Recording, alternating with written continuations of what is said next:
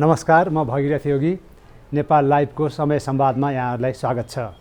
आज हामीसँग कुराकानी गर्न जोडिनु भएको छ वरिष्ठ संविधानविद तथा काठमाडौँ विश्वविद्यालयको कानुन संकायका प्राध्यापक डाक्टर विपिन अधिकारी। डाक्टर अधिकारी, यहाँलाई कार्यक्रममा स्वागत छ। धन्यवाद, नमस्ते। अब हामी यो 2080 वैशाख 1 गतेदेखि 70 को दशक पुरा गरेर नयाँ दशकमा हामी जाँदैछौँ। गएको दशकमा 2072 सालमा नेपालको संविधान पनि आयो। हामीले गएका केही दशकहरूमा निकै छिटो छिटो राजनीतिक परिवर्तनहरू पनि बेहोर्यौँ। यहाँले हेर्दाखेरि चाहिँ छोटकरीमा यो गएको 10 वर्षको संवैधानिक अनुभवलाई कसरी यहाँले हेर्नु चाहनुहोला? लुकिङ ब्याक जुन भन्छ छोटकरीमा। गत 10 वर्ष भनेको मूलतः नयाँ संविधान को दशक हो। अब संविधान कार्यान्वयन के भनेदेखि लागू भएको 2072 सालमा हो र हामीले देख्छौँ यो 8 वर्ष संविधानको कार्यान्वयन गर्ने एउटा वर्षहरूको रूपमा लिनुपर्दछ। त त्यसभन्दा अगाडिको 2 वर्ष भनेको संविधान ल्याउनका लागि अभूतपूर्व रूपमा मेहनत गर्नुपर्ने वर्ष थियो र धेरै ठुलो कम्प्रोमाइज गरेर एकअर्कासँग अनि संविधान आएको छ। हामीलाई थाहा छ पृष्ठभूमिमा संविधान सभा चाहिँ एकपटक असफल भइसकेको अनि दोस्रो संविधान सभाले जसरी भए पनि संविधान ल्याउनै पर्ने बाध्यता, त्यसमा पनि भुइँचालो थपिएको, यी सबै कारणले गर्दा हामीले एउटा कम्प्रोमाइजमा कन्स्टिट्युसन ल्याएका छौँ। हाम्रो समस्या के हो भने कि संविधान हरेक किसिमले नौलो छ, यसका विशिष्टताहरू पनि छन्। त संविधानलाई राम्रो नराम्रो विभिन्न हिसाबले हेरिन्छ, तर ऐतिहासिक रूपमा यो राम्रो संविधान नै हो। हिजोको दृष्टिले हेऱ्यो भने आज यसलाई हामीले राम्रो भन्नुपर्छ, तर यसको कार्यान्वयनको विषय चाहिँ धेरै कमजोर रहेको छ। र आजका अवधिमा हामीले यो 8 वर्षलाई मूल्याङ्कन गऱ्यौँ भने आजको दिनमा के पाउँछौँ भने अधिकांशतः हाम्रा एजेन्डाहरू जुन चाहिँ स्थापित छन् त्यसलाई कार्यान्वयन गर्न सकिएको छैन र जुन रूपमा हामीले गति लिएका छौँ त्यो गतिबाट हामी धेरै ढिलो हुने सम्भावना पनि देख्दछौँ। त कार्यान्वयन मूलतः हाम्रो इस्यु हो। जस्तो अब कार्यान्वयन चाहिँ मुख्य चुनौतीको रूपमा रहेको भनेर तपाईँले बताउनु भयो, तर अब अहिले आएर कार्यान्वयन गर्दाखेरि त मुख्य एक्टरहरू राजनीतिक दलहरू नै हुन्। राजनीतिक दलहरूको भूमिका चाहिँ कस्तो रह्यो? नेपालको राजनैतिक दलहरू राम्रो एउटा एक्जेम्पलरी टाइपको हामीसँग भएनन्, कोही पनि भएन। हामी के देख्छौँ भने सुरुदेखि नै हामी कहाँ परिवर्तनको एउटा चाहिँ लिडरसिप जहिले पनि राजनैतिक दलहरूले लिएको छ, तर त्यो परिवर्तनलाई संस्थागत गर्ने कुरामा राजनैतिक दलहरू जहिले पनि कमजोर रहेका छन् र अहिले पनि त्यही नै हो। जसले चाहिँ अब क्रान्ति गर्यो उसले क्रान्तिको मूल्य मान्यतालाई हेर्न सकेन, हैन। जसले चाहिँ मास मुभमेन्ट भने एउटा जनआन्दोलनबाट आफ्ना कुराहरूलाई राखे, उनीहरूमा पनि के देखियो भने के कुराका लागि आन्दोलन गरिएको थियो अब सम्झनामा छैन, त्यो ग्रह क्षितिज कतै पनि हामी देख्दैनौँ। त्यस्तै जे जति काम कारबाहीहरू भएका छन् बडो ढिलो नगण्य रूपमा भएका छन् र राजनैतिक दलहरू अहिले जे जति भएको छ गरेको त उनीहरूले नै हो, तथापि उनीहरूमा त्यो एउटा जुन स्पिरिट हुन्छ नि, भाइब हुन्छ, हामीले गर्नुपर्ने कुराहरू छन् र शासन गर्ने भनेको त्यो त एउटा के भने बाई प्रोडक्ट मात्र हो। हामीले ल्याएको त परिवर्तन हो, त्यो परिवर्तनलाई कसरी चाहिँ अनुभव गर्ने भन्ने गराउने भन्ने कुरामा चाहिँ कमी कमजोरी नै छ। हामीले अब यो संवैधानिक विकासक्रमको कुरा गर्दाखेरि हामी संवैधानिक राजतन्त्रबाट चाहिँ गणतन्त्रतिर गयौँ, एकात्मक शासन व्यवस्थाबाट चाहिँ सङ्घीय व्यवस्थातिर गयौँ। यो संवैधानिक विकासक्रम जुन देखिराखेको छ यो सङ्क्रमण चाहिँ अलिकति लामो भयो। नेपालले अझै त्यति सहज किसिमले यसलाई एडप्ट गर्न सकिराखेको छैन भनेर देखिन्छ। त्यो तल्लो तहसम्म पनि जाँदाखेरि यो सङ्क्रमणलाई चाहिँ कसरी हेर्नु भएको छ? त्यो सङ्क्रमणको चुनौतीहरू धेरै छन्, किनभने सङ्क्रमण कालको जुन एउटा हामी परिस्थिति छ त्यो हाम्रो धेरै चुनौतीपूर्ण थियो र अहिले पनि छ। किनभने जस्तै राजतन्त्रको उन्मूलन गरियो तर राजाका बारेमा भोट हाल्न दिइएन। त्यस्तै हामीले देख्दछौँ कि संविधान सुधार गरेर जाने कि संविधानलाई चाहिँ नयाँ संविधान लेख्ने भन्ने बारेमा पनि राजनीतिक दलहरूले आफू खुसी मनोमानी गरे। त्यसमा कुनै डिस्कोर्स थिएन र खास गरी यो नेतृत्व त्यसले लिएको थियो जसलाई संविधानवादमा कुनै आस्था विश्वास थिएन अनि त्यसले गर्दाखेरि पनि धेरै असर भयो। त्यसपछि अब जुन नौला पद्धतिहरूमा गइयो जस्तो सङ्घीयता छान्ने नछान्ने त्यो राजनैतिक निर्णयको कुरो हो। सङ्घीयताले राम्रो पनि गर्छ, सङ्घीयताले नराम्रो पनि गर्न सक्छ। तर राम्रो गर्छ भनेर संहितालाई अपनाएपछि त्यसलाई त्यसैको मापदण्डमा कार्यान्वयन गर्नुपर्थ्यो। त्यतापट्टि हामी चाहिँ धेरै एउटा भुल सुधार गर्नुपर्ने अवस्थाहरू हामी देख्दछौँ। त्यस्तै हामीले देख्दछौँ विभिन्न आयोगहरू बनाइए, संवैधानिक आयोगहरू पहिचानसम्म देशमा चाहिँ विभिन्न जात जाति धर्म वर्ण लिङ्गलाई न्याय गर्नुपर्छ र केही विशेष चाहिँ अवस्थाहरूमा उनीहरूको सल्लाह अनुसार सरकार र राज्य प्रणाली चल्नुपर्दछ भन्ने जुन मान्यता थियो त्यो मान्यतालाई हामीले कार्यान्वयन गर्न सकेनौँ। अब संवैधानिक निकायहरूका पदाधिकारीहरू नै चाहिँ आजका मितिमा पनि तपाईँ चाहिँ नियुक्तिको सिफारिस गर्न सकिएको छैन हैन र जुन रूपमा काम कारबाहीहरू अगाडि बढेका छन् त्यसमा पनि समस्या छ। अनि परिवर्तन भनेर जुन एउटा तेस्रो तहमा नेपालको सबैभन्दा ठुलो परिवर्तन भनेको स्थानीय तहको सम्बन्धमा हो। किनभने स्थानीय तहले पैसा पनि पाएको छ, प्रत्यक्ष निर्वाचन पनि पाएको छ र काम गर्ने स्थानीय वातावरण पनि छ। तर राजनैतिक दलहरूको प्रवृत्तिले गर्दा यो पावरलाई सेन्ट्रलाइज गर्ने अनि जहाँ सङ्घीय स्तरमा जे गरिँदैछ त्यसैको प्रारूप चाहिँ प्रदेशमा अनि स्थानीय तहमा निर्माण गर्ने जुन एउटा चलन चल्यो त्यसले गर्दा सरकारहरू स्थिर हुन सकेको छैन। हामीले देख्दछौँ कि कुनै प्रदेशहरू पनि स्थिर छैन। अब किनभने प्रदेशका जनताले कसलाई कति चाहिँ भोट दिए त्यो भोटका आधारमा सरकार बन्न सकेको छैन। किनभने सरकारको सिको काठमाडौँबाट गरिन्छ। त काठमाडौँमा जसको नेतृत्व छ त्यसको नेतृत्व जसरी भए पनि गराउनु पर्यो भन्ने आधारमा प्रदेशमा सरकार गठन हुन्छ। त त्यो सङ्घीय परिपाटी भएन, त्यहाँ पनि धेरै चुकेको देखिन्छ। स्थानीय तहको हकमा मैले भने उनीहरूले सबै कुरो पाएको छ तर सङ्घीय मापदण्डहरू पाउन सकेको छैनन्। अहिले पनि केन्द्रमा हेर्नुपर्ने, काठमाडौँलाई केन्द्र भन्नुपर्ने बाध्यतामा छन् उनीहरू। त यो हाम्रो चाहिँ पिटफल्सहरू हो र सबैभन्दा ठुलो कुरो त तपाईँको सुशासन छैन। संविधानमा एउटा कुरा लेखिएको छ, गर्ने बेलामा अर्को कुरा गरिन्छ। अब तपाईँ विधेयक पारित गर्नु पर्यो, फास्ट ट्र्याकको कुरा गरिन्छ। जब चाहिँ संसदमा प्रस्तुत गर्ने बेला आउँछ अध्यादेशमा लैजानुपर्छ भनेर अध्यादेश मार्फत त्यो प्रक्रियालाई सम्पन्न गरिन्छ, नियुक्ति गरिन्छ, बजेट एलोकेट गरिन्छ, खर्च गरिन्छ अनि त्यो अध्यादेश फेरि चाहिँ संसदबाट अनुमोदन पनि गराइँदैन। त्यस्तो अवस्थामा पनि हामी पुग्यौँ। त निष्ठाको प्रश्न सबैभन्दा अहम प्रश्न हो जहाँ हामी चुकेको छौँ। त अब यी सबैले गर्दा हाम्रो आर्थिक स्थिरता प्रभावित भएको छ, अन्तर्राष्ट्रिय सम्बन्धहरू प्रभावित भएको छन् र देशको चाहिँ एउटा राष्ट्रवादका अहम विषयहरू कसैले कुरै गर्दैन।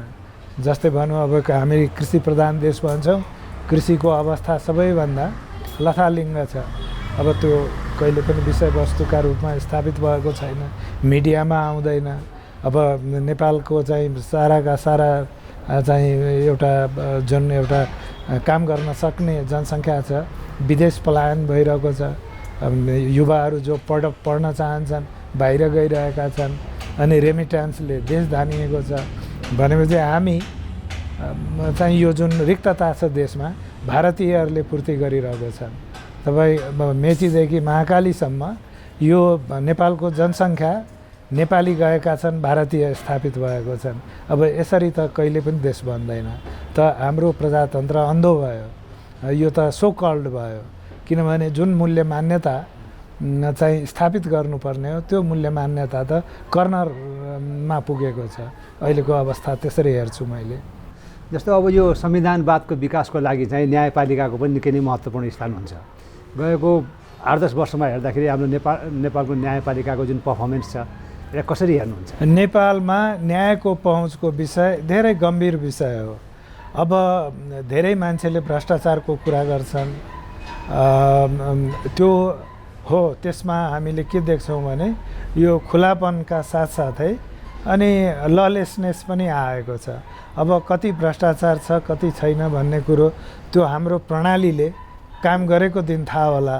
तर अहिले पनि आजका मितिमा पनि सर्वोच्च अदालतको नेतृत्व र यसले जुन एउटा प्रजातान्त्रिक मूल्य मान्यता र संविधानवादलाई स्थापना गर्न गरेको जुन एउटा प्रयास छ त्यो सराहनीय नै हो। तर व्यक्तिगत स्तरमा धेरै कमी कमजोरीहरू देखिएका छन् हैन। जस्तै न्यायाधीशहरूकै बारेमा देखिन्छ, नियमित रूपमा आइरहेको छ कि घुस मागेको, लिएको, दिएको, कतिपय अवस्थामा कारबाही भएको घटनाहरू पनि छन्। यसले के देखिन्छ भने कि कमी कमजोरीहरू चाहिँ बढ्दै गएका छन्।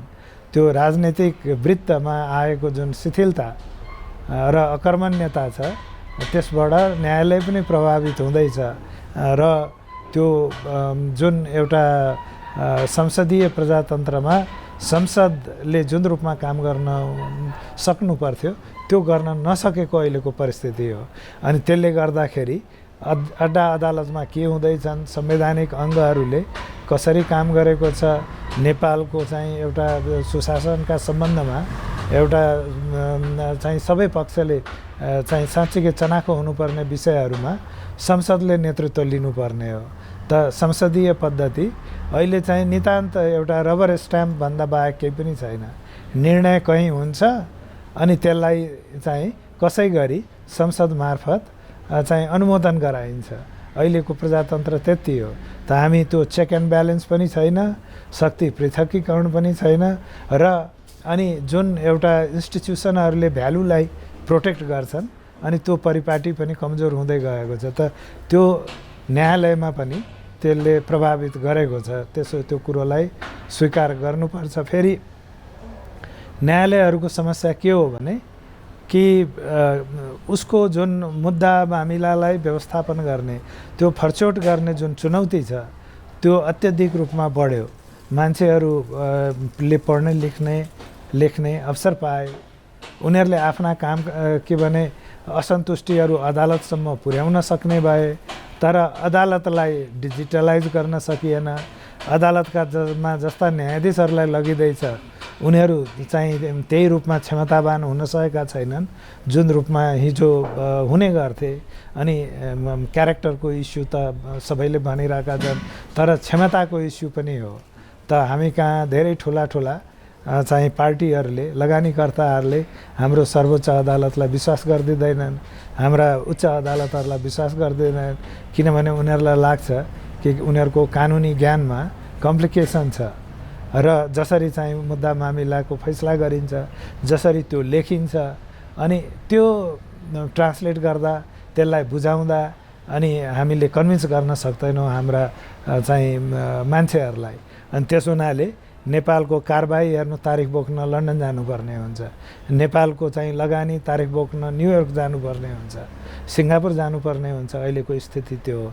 त सुधार गर्नुपर्ने त्यसमा पनि धेरै अवसरहरू छन्। भनेपछि अब यो न्यायपालिकाको नेतृत्वले चाह्यो भनेपछि न्यायपालिकाभित्र जुन चाहिँ स्वतन्त्र न्यायपालिकाको अवधारणा छ त्यसलाई कति हदसम्म अगाडि बढाउन सक्छ? न्यायपालिकाको नेतृत्व सबैभन्दा इम्पोर्टेन्ट हो। तर अब हामीले सिरियसली के विचार गर्नुपर्छ कि त्यो नेतृत्वमा अब सोर्स फोर्स लाएर मान्छे जाने, न्यायालयमा भर्ती हुने, अनि जो करियर, अब करियर भन्ने कन्सेप्ट त नेपालमा छैन तर नभए पनि छ। मान्छेले जिल्ला न्यायाधीश भएर जीवन बिताएको छ हैन, त्यसै गरी उच्च अदालतमा जीवन बिताएका छन्। त बेस्ट मान्छे सर्वोच्चमा पुग्नु पर्दछ र बेस्ट मान्छे युनिभर्सिटीका छन् भने पनि पुग्नु पर्दछ, त्यो चाहिँ कानुन व्यवसायका छन् भने पनि पुग्नु पर्दछ र छनौटको प्रणाली पारदर्शी हुनु पर्दछ। अनि बेस्ट भनेर चाहिँ एउटा प्रधान न्यायाधीशलाई लागेर या देशको एउटा के भने प्रधानमन्त्रीलाई लागेर त्यसरी बेस्टको छनौट हुँदैन। किनभने त्यो त त्यस्तो किसिमको नमुनाले काम गर्दैन। बेस्ट भनेको त इन्स्टिट्युसनल प्र्याक्टिस हुनु पर्यो। त हामी कहाँ अड्डा अदालतमा जसरी स्टाफिङ गरिएको छ त्यसमा कमी कमजोरी छन् पदाधिकारीको सम्बन्धमा र त्यो कमी कमजोरी जबसम्म चाहिँ निराकरण हुँदैन अब यो वरिष्ठलाई प्रधान न्यायाधीश बनाउने भन्ने विषय पनि त्यसमा पनि समस्या छ। होइन त्यसो नगरौँ राम्रोलाई गरौँ भन्दा तपाईँ त राम्रो हुनुहुन्छ राम्रो गरिदिनु होला, अर्को मान्छे नराम्रो आयो भने फेरि दुरुपयोग हुन्छ। त्यस हुनाले हामी एउटा भिसियस चाहिँ एउटा दुष्चक्रमा परेका छौँ। त यस्तो अवस्थामा न्यायालयको नेतृत्व राम्रो भयो भने उसले धेरै कुरा राम्रो गर्न सक्दछ, कम्तीमा पनि खराब मान्छेलाई कारबाही को सुरु गर्न सक्दछ, राम्रालाई रिवार्ड दिन सक्दछ। सेलेक्सन प्रोसेसमा उसले नेतृत्व लिन सक्यो भने र साँच्चीकै त्यसलाई चाहिँ ट्रान्सप्यारेन्ट पारदर्शी हुन सक्यो भने त्यो सबैलाई कन्भिन्स गर्न पनि सक्छ। तर हाम्रो भागभण्डाको संस्कृतिमा त राम्रा मान्छे प्रधान न्यायाधीश कसरी हुने, किनभने प्रधान न्यायाधीश अब अलिकति हलचल गर्यो भने बनाउँदैनन् कि भन्ने समस्या हुन्छ। अहिले हेर्नुहोस् एउटा कायम मुकायम भएर तपाईको प्रधान न्यायाधीशका रूपमा चलाउनु परेको छ। कत्रो चाहिँ दुर्भाग्यको कुरो, स्वतन्त्र न्यायालय कसरी हुन्छ जब जसको अधिकार पुग्दछ उसलाई यत्रो महिनादेखि अल्मल्याएर राखिएको छ।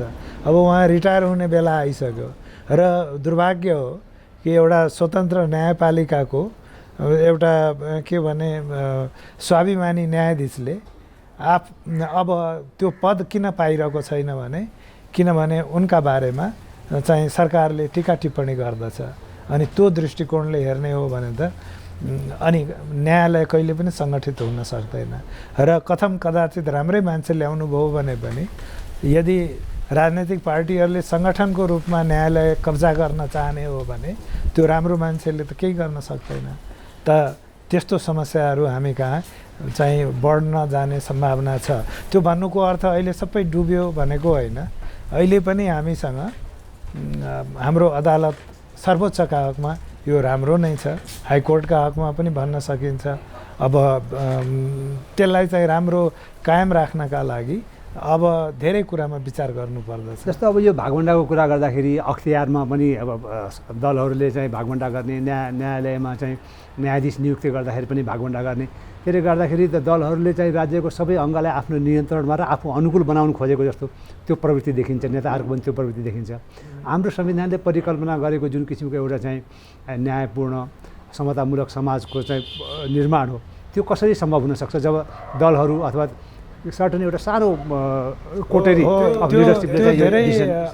सबै अधिकार आफ्नो हातमा लियो भने? अहम प्रश्न हो। मैले सुरुमै भने हाम्रो दलहरू परिवर्तनकारी होलान् तर उनीहरूको कानुनको शासनको प्रत्याभूति उनीहरूले गर्न सकेको छैन। उनीहरूमा त्यो निष्ठा नै छैन। जस्तै हामीसँग आज सरकार बनेको छ, तपाईँ अरबौँ रुपियाँ खर्च गरेर निर्वाचन हुन्छ, निर्वाचनले म्यान्डेट दिन्छ अनि ठुलो म्यान्डेट जसको हो उसले प्रधानमन्त्री दिन सकेको छैन देशलाई, जसको म्यान्डेट दोस्रो हो उसले त्यो हैसियत क्याबिनेटमा पाउन सकेको छैन, जसको म्यान्डेट तेस्रो हो ऊ चाहिँ तेस्रो भएर स्वाभिमानका साथ प्रतिपक्षमा बस्न सक्ने अवस्था छैन। अनि मान्छे गनेर एकजना दुईजना स्वतन्त्रबाट चाहिँ आड लिएर भरोसा लिएर अनि सरकार निर्माण हुन्छ। तपाईँ त यो निर्वाचनको इज्जत भयो त? निर्वाचनमा त जसले चाहिँ अब यति खुला प्रक्रियाबाट निर्वाचन हुन्छ भने जो जितेर आएको छ उसको वर्चस्व हुनुपर्छ राजनीतिमा।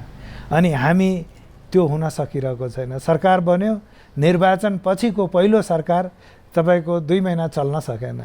अनि यसरी चाहिँ सरकार बन्ने, त्यसपछि परिवर्तन भयो। अब परिवर्तन भयो, त्यो परिवर्तित सरकार पनि अब टिक्न सक्ने अवस्थामा छैन। हामी गाईगुई सुनिरहेका छौँ कि यो टिक्न सक्दैन किनभने अप्राकृतिक रूपमा बनेको छ।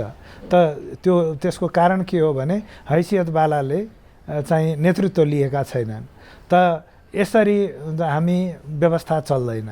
त राजनीतिमा राजनीतिक दलहरूले स्थिरता तब मात्र दिन सक्दछन् जब म्यान्डेट अनुसारको सरकार बन्छ। आज 1 नम्बर प्रदेशमा सरकार परिवर्तन हुँदैछ र त्यसको शङ्का गरिँदैछ।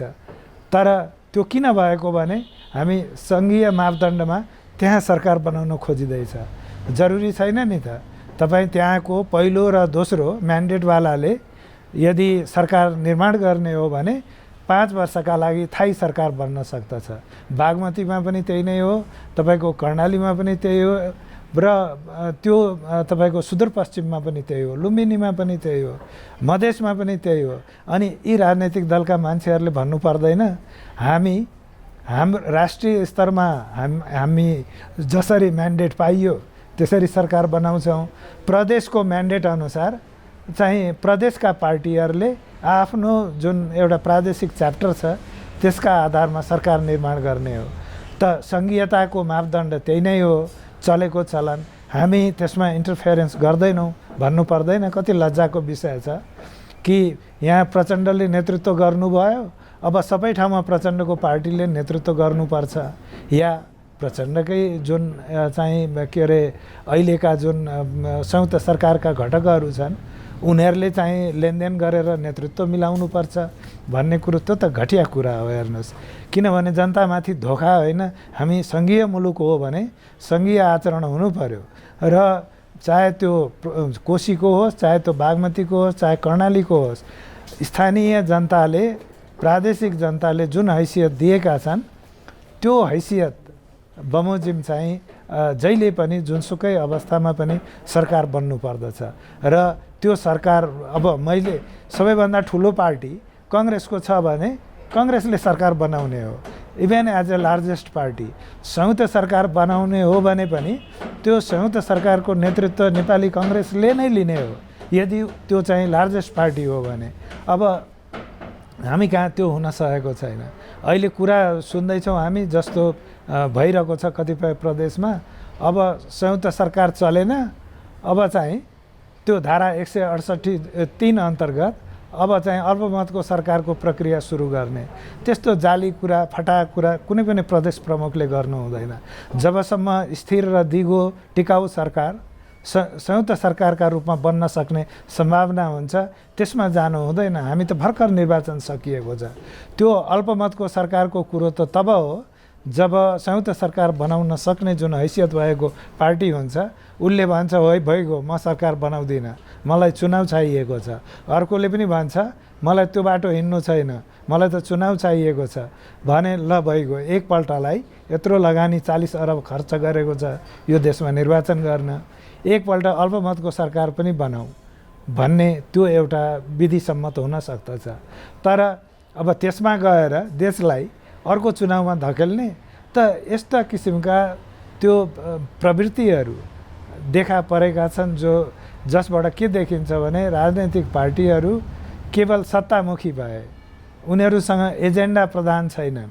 धेरै ठुला ठुला कुरा गरे पनि हामीले देख्यौँ नि त त्यो एजेन्डाका लागि रहेन रहेछ। अहिले जस्तै कोशीमा हामीले देख्यौँ त्यो कोशी नाउँ कतिलाई पहिचानसम्म चाहिएको थियो हैन, कतिले लिम्बुवान चाहियो, कतिले किराँत चाहियो, कतिले लिम्बुवान किराँत चाहियो, कतिले कोशी लिम्बुवान किराँत चाहियो पनि भने हैन, कतिले कोशी मात्र चाहियो पनि भने। तर भोट त यिनै पार्टीहरूले हालेको होइन, अनि तर उनीहरूले त कोशीका लागि हाले। आज आन्दोलन भइरहेको छ त ती मान्छेहरू जसले आन्दोलनको हिजो नेतृत्व लियो यो हिसाब किताब कसरी बुझाउँछन् आम जनतालाई। हामी कहाँ प्रब्लम के हो भने द्वैध स्ट्यान्डर्ड, सत्ता प्राप्त गर्नका लागि एउटा र जनतालाई अल्मल्याउन अर्को। त्यसो हुँदाखेरि राजनैतिक दलहरूको भूमिका सबैभन्दा चुनौतीपूर्ण छ। फेरि पनि हामीसँग विकल्प छैन। हामीले राम्रो मान्छेको अपेक्षा नेपाली काङ्ग्रेसमै गर्नुपर्छ, एमालेमै गर्नुपर्छ, माओवादीमै गर्नुपर्छ, समाजवादी भन्नुहोस् या चाहिँ जनता समाजवादी भन्नुहोस्, उनीहरूको विकल्प छैन। तर उनीहरूले राम्रो विकल्प दिनुपर्दछ। त त्यतापट्टि हाम्रो कन्सर्न नभएको कारणले गर्दा अनि अब निष्ठाको कमी कमजोरीका कारण संविधान चाहिँ लाचार छायाका रूपमा परिवर्तन हुने त्यो खतरा चाहिँ देखिन्छ। जस्तो संवैधानिक अभ्यासकै कुरा गर्दाखेरि अब हामीले चाहिँ अहिले तेस्रो राष्ट्रपति निर्वाचित हुनुभएको छ। पहिलो 2 जना राष्ट्रपतिहरू रामवरण यादव, विद्या भण्डारीले आफ्नो कार्यकाल पुरा गर्नुभयो। विद्या भण्डारीजीकै कार्यकालको कुरा गर्दाखेरि उहाँले चाहिँ संसदले बहुमतबाट पठाएको नागरिकता विधेयक 2 पटक चाहिँ उहाँले चाहिँ अनुमोदन गर्नु भएन, त्यसलाई फर्काइदिनु भयो अथवा त्यतिकै चाहिँ उहाँले चाहिँ होल्ड गरेर राखिदिनु भयो। यसले कस्तो किसिमको मतलब हाम्रा संवैधानिक निकायहरूको जुन एउटा जिम्मेवारी हो, संविधानले जुन परिकल्पना गरेको त्यो अनुसार यी संस्थाहरूले काम गरिराखेका छन् कि छैनन्? अब त्यसमा पनि चुनौती छ। अब सामान्य रूपमा तपाईँ राजतन्त्रको पृष्ठभूमिमा यति पनि गर्लान् नगर्लान् भन्ने जुन एउटा त्रास थियो, डर थियो, अब निसन्देह त्यो डर छैन। पहिलो राष्ट्रपतिले पनि दोस्रो राष्ट्रपतिले पनि राम्रो नै गर्नुभएको मान्दछु मैले त सामान्य रूपमा। तर सुधार गर्नुपर्ने कुराहरू पनि छन्। त त्यही कुरो म चाहिँ प्रतिनिधि सभाको चाहिँ सभामुख र राष्ट्रिय सभाको अध्यक्षका हकमा पनि भन्न सक्दछु। किनभने यी सबै पोस्टहरू जुन पोजिसनहरू छन् ती पोजिसनहरू निर्वाचनबाट चाहिँ छनौट गरिएका पोजिसन भए पनि स्वतन्त्र रूपमा कर्तव्य निर्वाह गर्नुपर्ने पोजिसन हुन्। राष्ट्रपति कुनै पार्टीको हुन सक्दैन, किनभने त्यो हुने बित्तिकै त्यहाँ समस्या आउँछ, के विश्वासको सङ्कट आउँछ। स्पिकरका हकमा पनि त्यही हो र अध्यक्षका हकमा राष्ट्रिय सभाको पनि त्यही नै हो। त यो सबैमा के देखिएको छ भने आफ्नो माउ पार्टीसँगको सम्बन्धमा अलि गाँजिने प्रवृत्ति देखियो। त्यसबाट मुक्त हुनुपर्छ। जस्तो भनौँ राष्ट्रपतिले चाहिँ आफ्नो नरम जुन शक्ति छ प्रशस्त प्रयोग गर्न सक्छन्, तर त्यसको आड भरोसा भनेको प्रधानमन्त्री हो। त त्यो कार्यकारिणी शक्ति प्रधानमन्त्रीसँग भएको हुनाले आफ्ना काम कारबाहीहरू जहिले पनि प्रधानमन्त्री मार्फत चाहिँ सम्पन्न गर्ने हो। अनि त्यति कुरालाई नबुझिँदाखेरि समस्या आएको देखिन्छ। त्यस्तै सभामुखको हकमा पनि त्यही नै हो। सभामुखले जस्तै एमसिसीको केस आयो, तपाईँ के भने शेरबहादुर देउवा प्रधानमन्त्री हुनुहुन्थ्यो, उहाँ चाहनुहुन्थ्यो, त्यसपछि केपी ओली केपी ओली प्रधानमन्त्री हुनुहुन्थ्यो, उहाँ चाहनुहुन्थ्यो त्यो एमसिसीलाई पारित गराउन। तर पहिले हाम्रो नेतालाई कन्भिन्स गर्नुहोस् अनि मात्र तपाईँको चाहिँ एमसिसी टेबल हुन दिन्छु भनेर सभामुखले भन्नुभयो। सभामुखको काम त्यो होइन। सभामुख भनेको त सभा सञ्चालक हो, उहाँ निर्णायक मान्छे होइन। निर्णय गर्नुवाला प्रोसिडिङ्सको कुरामा गर्नुहुन्छ या जहाँ जहाँ चाहिँ नियमावली कार्यान्वयन गर्नुपर्ने हुन्छ आफ्नो चाहिँ सभाको हो त्यसका सम्बन्धमा उहाँले अधिकारको प्रयोग गर्नुवाला। तर अब नेपाल सरकारलाई अप्ठ्यारो पार्ने गरी सभामुखले काम गर्नु भनेको त्यो त संसदीय चेतनाको अभाव हो। त्यस्तो हुँदैन एउटा सभ्य मुलुकमा। हाम्रो नेपालमा त्यस्तो अप्ठ्यारो भयो। अहिले तपाईँको जो सभामुख हुनुहुन्छ होइन, एमालेबाट आउनुभयो, अब उहाँका हकमा पनि यो सभामुख बनाउनलाई निकै चाहिँ झगडादेखि रगडासम्म भयो, उहाँको सेलेक्सन भयो। त्यसै गरी राष्ट्रपतिको हकमा पनि झगडादेखि रगडासम्म भयो। किनभने अब यो पदको दुरुपयोग गर्ने लालसा सम्बन्धित पार्टीहरूमा छ। हाम्रो मान्छे गयो भने हामी पनि देखाउन सकौँला, या बार्गेनिङ गर्दा या बार्गेनिङ एउटा राउन्ड टेबलमा बस्दा हाम्रो भोइस चाहिँ अलिकति बलियो हुन सक्दछ भन्ने आधारमा अनि क्यान्डिडेट उठाउने होइन। क्यान्डिडेट उठाउने त गरिमाका लागि हो, तर जित हार भइसकेपछि उसलाई स्वतन्त्र छोडिदिनुपर्छ, ऊ देशको मान्छे हो भन्नुपर्छ। स्पिकरका हकमा पनि राष्ट्रपति उपराष्ट्रपतिका हकमा पनि मलाई लाग्दछ यो सर्वोच्चका प्रधान न्यायाधीशदेखि लिएर न्यायाधीशसम्म संवैधानिक निकायका पदाधिकारीहरू यी सबैमा र नेपाल सरकारका कर्मचारीहरू उनीहरूलाई स्वतन्त्र हुन दिएन भने अनि निश्चित रूपमा के हुन्छ भने हाम्रो प्रणालीले त्यसको चाहिँ घात प्रतिघात बेहोर्नु पर्ने हुन्छ। अब यो हाम्रो नेपालको संवैधानिक विकासक्रमको कुरा गर्दाखेरि चाहिँ हाम्रो भू राजनीति छिमेकीहरूलाई पनि बिर्सन मिल्दैन। 2072 को संविधान आउन साथै भारतले चाहिँ नाकाबन्दी नै गर्यो, उसको चाहिँ असन्तुष्टि त्यो हिसाबले चाहिँ बाहिर आयो। हाम्रो जुन किसिमले हामीले पटक पटक यो गएको 7 दशकमा चाहिँ पटक पटक हामी एउटा संविधान परिवर्तन गर्दै अर्कोतिर चाहिँ हामी गइरहेका छौँ। यसमा हाम्रो भू राजनीतिको चाहिँ भूमिका कस्तो देख्नुहुन्छ? नेपालमा तपाईलाई म स्पष्ट गर्न चाहन्छु, नेपालमा राजतन्त्र समाप्त गर्ने नेपाली जनताको चाहनाले होइन, त्यो त भू राजनीतिक खेल हो। भारतीयहरूलाई राष्ट्रवादी स्ट्यान्ड लिने नेपालका राजा चित्त बुझेको थिएन, त्यसैले उनीहरूले षड्यन्त्र गरेर राजालाई हटाए। राजा देशलाई चाहिन्थ्यो कि चाहिँदैन थियो भन्ने बारेमा आम जनताले त्यो निर्णय प्रक्रियामा भाग लिन पाएकै छैन। त्यस हुनाले पनि यो प्रक्रियामा धेरैले प्रदूषण देख्दछन्। तर अब त्यति भए पनि एउटा कुरा के हो भने हामी जुन पद्धतिमा छौँ त्यो राजा होलान् नहोलान् र दीर्घकालमा राजाहरू नहुन सक्दछन्, राजा हुने देशमा पनि। त्यस हुनाले प्रजातान्त्रिक जुन हामीसँगको संरचना छ त्यो बलियो हुनुपर्छ, बलियो बनाउनुपर्छ र राजनैतिक दलहरू स्वतन्त्र हुनु, मिजासिलो हुनु, उनीहरूमा राष्ट्रवादको चेतना हुनु र आफ्नो जनता नै पावरको स्रोत हो र यसैलाई खुसी पारेर हामी सत्ता प्राप्त गर्न सक्छौँ, सत्तामा टिक्न सक्छौँ भन्ने चेतना हुनु जरुरी छ र त्यसमा विश्वास हुनु जरुरी छ। त्यो हामी देख्दैनौँ। यहाँ प्रधानमन्त्रीदेखि लिएर हरेक पार्टीका बसहरू उनीहरूसँग यो राष्ट्रिय अब त्यो एउटा गरिमा छैन। उनीहरूले चाहिँ के भनेदेखि र यो भूराजनैतिक जुन नेपालको एउटा अप्ठ्यारोहरू छ त्यसबाट हरेकले लाभ लिन चाहन्छ, हरेकले तिर्न चाहन्छ, लेनदेन गर्न चाहन्छ र आफ्ना लागि भविष्य सुनिश्चित गर्न चाहन्छ र आम जनतामा त्यो कुरोलाई बुझ्न सक्ने क्यापासिटी छैन। त त्यस हुनाले निश्चित रूपमा हामीले राष्ट्रवादलाई बलियो बनाउने हो भने त्यो सामाजिक चेतना जनतामा ल्याउनु पर्दछ कि नेपाली जनताको शक्तिको स्रोत नेपाली जनता नै हो र त्यो कुनै पनि बाहिरी मुलुक यदि हावी हुन्छ भने हामी चाहिँ पराधीन हुन्छौँ भन्ने। अब त्यो त मिडियाले भन्नु पर्यो हैन, त्यो त आम जनतामा चाहिँ नागरिक समाजले त्यो कुरो ल्याउनु पर्यो। हामीले रियाक्ट गरेर त्यो लडाइँ जित्न सक्दैनौँ, त्यसका लागि तयारी गर्नुपर्छ। त हामीहरू यस्तो देशका जनता हौँ जहाँले किसानले उत्पादन गरेको तरकारी आफ्नो ढाकीमा राखेर आफ्नो गाउँमा बेच्न सक्दैन, उसले विदेशी तरकारीसँग प्रतिस्पर्धा गर्नुपर्छ। हाम्रो चामल सुरक्षित छैन, हाम्रो चाहिँ यो के हो भने तपाईँ लतामदेखि लिएर सुन्तलासम्म सुरक्षित छैन। हाम्रो देशमा आम जनताका लागि भनेर सोचिँदैन। यो सबै के हो भने हाम्रो समग्र प्रक्रिया दूषित छ र केवल शक्तिका लागि मात्र होइन। त यो चाहिँ नेपाललाई पराधीन बनाउने खेलहरू भइरहेको छ।